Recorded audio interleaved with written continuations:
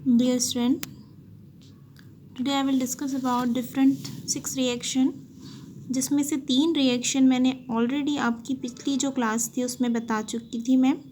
अब ये 3 रिएक्शन बचे हुए थे, वीडियो लंबी होने के कारण नहीं बता पाई थी मैं। सो आज हम इसे स्टडी करेंगे और मैंने इससे पहले भी आपको बताया है, ये 6 रिएक्शन जो है बहुत ही इम्पॉर्टेंट है और हर साल एग्ज़ाम में रिपीट होते हैं, इसलिए आप ध्यान से समझेंगे और नोट डाउन करेंगे अपनी कॉपी में। ओके, तो हम इसका डिस्कस करते हैं। इसका प्रीवियस वीडियो आप लोग देखेंगे तभी आपको इसके आगे की रिएक्शन समझ आएगी। सो इसका वीडियो जो है पिछला वाला मैं डिस्क्रिप्शन बॉक्स में दे दूँगी, आप उसे देखेंगे। सो पहले ही हम यहाँ देखते हैं गाटरमैन संश्लेषण। तो यहाँ पर हम देखते हैं गाटरमैन संश्लेषण। गाटरमैन संश्लेषण, इससे पहले हम गाटरमैन कोच संश्लेषण पढ़े थे। उसमें गाटरमैन कोच नामक साइंटिस्ट थे, उनके अकॉर्डिंग स्टैब्लिश रिएक्शन था, इसलिए गाटरमैन कोच अभिक्रिया बना वहाँ। और यहाँ पर गाटरमैन साइंटिस्ट है, उनके द्वारा इस्टेब्लिश या स्थापित अभिक्रिया है, इसलिए गाटरमैन संश्लेषण। तो सब अपने अपने नाम के जो जितने भी साइंटिस्ट थे उन्होंने अपने अपने नाम से अभिक्रिया स्थापित की है, उसी को हम पढ़ते हैं। ठीक है। सो एक एक अभिक्रिया 2-2 नंबर की होती है, मतलब 1 नंबर जो रहेगा रिएक्शन में और 1 नंबर जो रहेगा उसकी डेफिनेशन में, उसी पर बेस्ड डेफिनेशन होती है। जस्ट लाइक यहाँ पर देखिए गाटरमैन संश्लेषण में बेंजीन है, बेंजीन को हम C6H6 भी लिखते हैं। सो बेंजीन के साथ हाइड्रोजन साइनाइड और हाइड्रोक्लोरिक अम्ल और H2O रिएक्शन करते हैं निर्जल एल्युमिनियम क्लोराइड की उपस्थिति में, जिससे बेंजल्डिहाइड का निर्माण होता है, यानी C6H6CHO भी बोलते हैं इसको, यानी एक रिंग है ये, और उस रिंग में से एक हाइड्रोजन हट गया। अब जानते हैं बेंजीन जो होते हैं C6H6 होते हैं, यहाँ पर एक हाइड्रोजन है, उस एक हाइड्रोजन को हमने निकाला और वहाँ पर CH और ये O लगा दिए। यहाँ से जो हाइड्रोजन बच गया था वो हाइड्रोजन और एक हाइड्रोजन 2 हो गए, फिर ये 2-2 4 हो गए। 4 हाइड्रोजन जो है यहाँ पर अमोनिया और हाइड्रोक्लोरिक अम्ल के साथ आके ऐड हो गए, यानी यहाँ पर 3 हाइड्रोजन, यहाँ पर 1 हाइड्रोजन, 4 हाइड्रोजन हो गए। और यहाँ पर एक नाइट्रोजन था, वो यहाँ पर नाइट्रोजन आ गया, यहाँ पर Cl बच गए थे वो, मतलब यहाँ पर हमारा मुख्य रूप से जो प्रोडक्ट बना है वो बेंजल्डिहाइड बना हुआ है। इस बेंजल्डिहाइड को हम क्या कहते हैं, और कड़वे बादाम का तेल भी कहते हैं। और फिर बाकी सब जितने भी बच गए हैं उसे हमने लिख लिया। ठीक है, तो आप इसको कैसे डिफाइन करेंगे कि बेंजीन के साथ हाइड्रोजन साइनाइड और हाइड्रोक्लोरिक अम्ल और H2O निर्जल AlCl3 की उपस्थिति में अभिक्रिया करके बेंजल्डिहाइड का निर्माण करते हैं। यह अभिक्रिया गाटरमैन संश्लेषण अभिक्रिया कहलाती है। आप इस तरीके से इसको डिफाइन कर सकते हैं।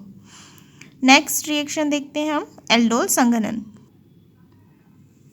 सो एल्डोल संघनन में क्या होता है, यहाँ पर अल्फा हाइड्रोजन युक्त एस्टेल्डिहाइड के 2 अणु हैं, उन 2 अणुओं को तनु क्षार की उपस्थिति में अभिक्रिया करते हैं, जिससे बीटा हाइड्रोक्सी एल्डिहाइड हमें प्राप्त होता है।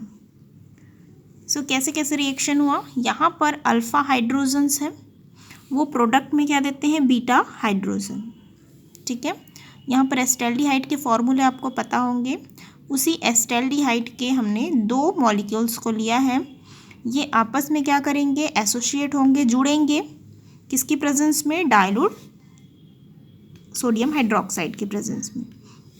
तो यहाँ पे क्या हुआ है, इस तरीके से CH3 लिखा यहाँ पे, फिर उसके बाद ये OH के रूप में यहाँ पर ऊपर चले गया, किसके, इस यहाँ से एक हाइड्रोजन निकला तब यहाँ पर CH हुआ यहाँ पे, और ये OH ऐसा निकल गया यहाँ पे ऊपर में आ गया, और ये C और यहाँ से एक हाइड्रोजन निकला था वो CH, और फिर यहाँ पर कितने बच गए, CH2 बच गए, एक हाइड्रोजन यहाँ पर आ चुका था तो CH2, फिर उसके बाद यहाँ पर सेम एज इट इज़ वैसा का वैसा ही आ गया।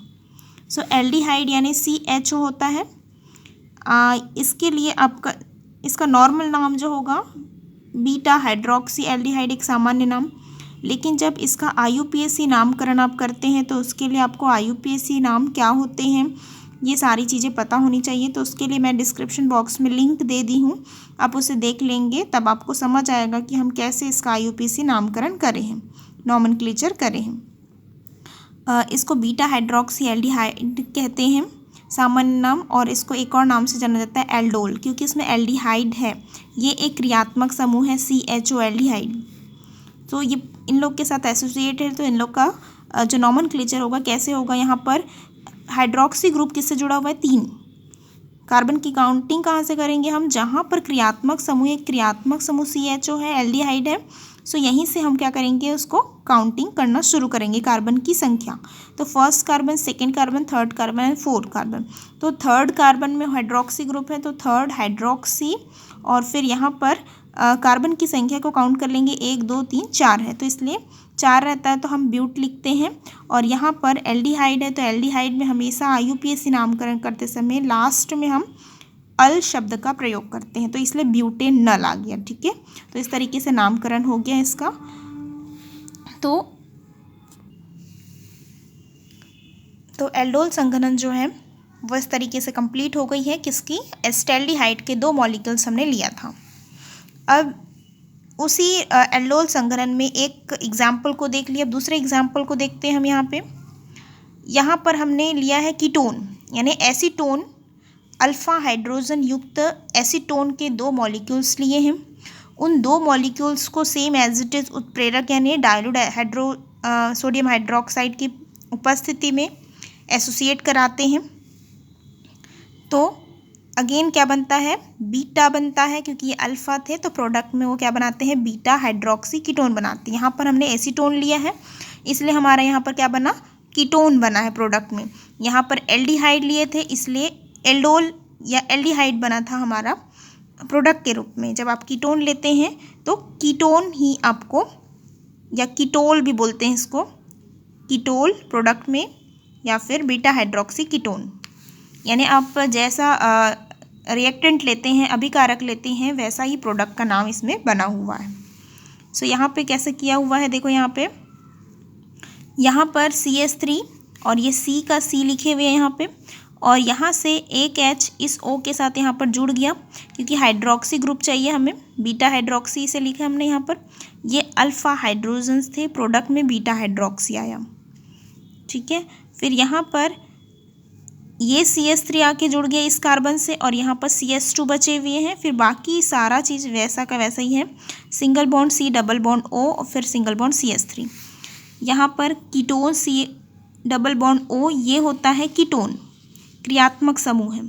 इस क्रियात्मक समूह से ही हम, जहाँ पर क्रियात्मक समूह पास पड़ता है, वहीं से हम कार्बन की संख्या को काउंटिंग करते हैं IUPAC नॉमेनक्लेचर के अकॉर्डिंग। तो first carbon, second carbon, third carbon, फिर fourth and fifth carbon, fifth carbon है टोटल। तो यहाँ पर हम बताएंगे कि सेकेंड कार्बन से हमारा कीटोन जुड़ा हुआ है, और चौथे कार्बन से हाइड्रोक्सी ग्रुप, तो 4 हाइड्रोक्सी, और चौथे कार्बन से ही मेथाइल ग्रुप जुड़ा है, इसलिए 4 हाइड्रोक्सी 4 मेथाइल। फिर उसके बाद कितने कार्बन है, 5 है, इसलिए पेंट लिखे। और फिर उसके बाद ये यहाँ पर कीटोन है, तो हमेशा IUPAC नामकरण करते समय उसमें लास्ट में वर्डिंग क्या लगता है, ओन। तो यहाँ पर पेंट लिखे, क्योंकि 5 कार्बन पेंट, और फिर यहाँ पर 2 से जुड़ा हुआ है कीटोन, इसलिए 2 ओन, यानी पेंटोन, ऐसा इस तरीके से। ठीक है, और शॉर्ट में बोलते हैं कीटोल, क्योंकि हमने कीटोन लिया और वहाँ पर एल्डिहाइड लिया था, इसलिए एल्डोल, और सामान्य नाम बीटा हाइड्रोक्सी कीटोन। तो इस तरीके से एल्डोल संघनन की क्रिया हो गई। तो आप इसको 2 एग्जाम्पल भी दे सकते हैं, या फिर एक ही एग्जाम्पल दे सकते हैं, तो भी आपको फुल मार्क्स ही मिलेंगे। सो रिएक्शन 1 नंबर की होती है, और इसको डिफाइन कैसे करेंगे आप, कि अल्फा हाइड्रोजन युक्त एल्डिहाइड या कीटोन को तनु सोडियम हाइड्रोक्साइड की उपस्थिति में संघनन कराने पर बीटा हाइड्रोक्सी एल्डिहाइड या बीटा हाइड्रोक्सी कीटोल प्राप्त होते हैं। यह विक्रिया एल्डोल संघनन कहलाती है। आप इस तरीके से एक्सप्लेन कर सकते हैं डेफिनेशन को। सो ये रिएक्शन कंप्लीट हो गई। नेक्स्ट रिएक्शन देखते हैं। अब नेक्स्ट जो रिएक्शन है क्रॉस एल्डोल संघनन है। क्रॉस एल्डोल संघनन एल्डोल संघनन से जस्ट अपोजिट है, बाकी सारी प्रोसेस सेम है। वहाँ पर हमने कोई भी कंपाउंड या यौगिक के 2 मतलब कोई भी कंपाउंड के हमने सिमिलर दो अणु लिया था, यहाँ पर अलग अलग अणु ले रहे हैं, यानी एक फॉर्मेल्डिहाइड लिया है और एक एस्टेल्डिहाइड लिया है। सो मैं इस चीज़ को फिर से रिपीट कर रही हूँ। वहाँ पर हमने एक ही कंपाउंड की सिमिलर यानी समान समान दो अणु लिया हमने। एसीटोन था तो एसीटोन ही लिया था, और एल्डिहाइड था, एस्टेल्डिहाइड था तो एस्टेल्डिहाइड ही लिए थे हमने। लेकिन यहाँ पर अलग अलग हम कंपाउंड ले रहे हैं, एक फॉर्मेल्डिहाइड ले रहे हैं और एक एस्टेल्डिहाइड ले रहे हैं। दो अलग अलग कंपाउंड को सेम उत्प्रेरक डाइल्यूट सोडियम हाइड्रोक्साइड की उपस्थिति में एसोसिएट कराते हैं, एडिशन कराते हैं। सो ये अल्फा हाइड्रोजन युक्त फॉर्मेल्डिहाइड एंड एस्टेल्डिहाइड तनु सोडियम हाइड्रोक्साइड के साथ अभिक्रिया करके, उसकी उपस्थिति में अभिक्रिया करके बीटा हाइड्रोक्सी प्रोपेनल्डिहाइड हमें देते हैं प्रोडक्ट। सो यहाँ पर फॉर्मेल्डिहाइड का सूत्र इस तरीके से है, आप यहाँ देख सकते हैं। इसको हमने इस तरीके से डिसोशिएट करके लिखा हुआ है। और फिर उसके बाद ये एस्टेल्डिहाइड है, उस एस्टेल्डिहाइड को हमने इस तरीके से लिखा हुआ है। CH3 को हमने CH2 यहाँ लिख दिया और यहाँ पर एक हाइड्रोजन निकाल दिए तो CH3 हो गया। CHO same as it is, और यहाँ पर एक हाइड्रोजन था तो एक हाइड्रोजन और ये ऑक्सीजन, और ये दो हाइड्रोजन थे कार्बन के साथ जुड़े, तो ये इस तरीके से फॉर्मेल्डिहाइड है और एस्टेल्डिहाइड है। और फिर ये कैसे रिएक्शन कर रहे हैं, देखो यहाँ पे ये वाला हाइड्रोजन इसके साथ हो जाता है कंबाइन। सो OH यानी क्या होते हैं, हाइड्रोक्सी ग्रुप होते हैं, इसलिए यहाँ पर जाके क्या होता है, इससे जुड़ जाता है, क्योंकि हमें प्रोडक्ट में हाइड्रोक्सी ग्रुप ही प्राप्त होगा, इसलिए वो उससे क्या हो गया, जुड़ गया। तो ये यहाँ पर H का H है, फिर ये C का C और ये H का H, और ये इसके साथ जुड़ गया तो OH आ गया। तो ये बीटा बन गया, यानी अल्फा हाइड्रोजन से बीटा हाइड्रोजन में ये चेंज हो गया। फिर उसके बाद यहाँ पर हम सिंगल बॉन्ड लगाएंगे और फिर CH2 C double bond O और फिर H, सारी प्रोसेस सेम है। सो इसका नाम है बीटा हाइड्रोक्सी, और कार्बन की संख्या के अकॉर्डिंग इसका नाम प्रोपेनल्डिहाइड बना हुआ है।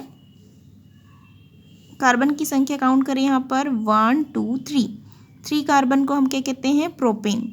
और यहाँ पर हम किससे कर रहे हैं, फॉर्मेल्डिहाइड और एस्टेल्डिहाइड, आखिर में एल्डिहाइड ही क्रियात्मक समूह है, तो एल्डिहाइड होने के कारण इसका नाम क्या हो गया, प्रोपेनल्डिहाइड। कार्बन के अकॉर्डिंग कार्बन 4 है तो प्रोपेन के साथ एल्डिहाइड जुड़ गया तो प्रोपेनल्डिहाइड।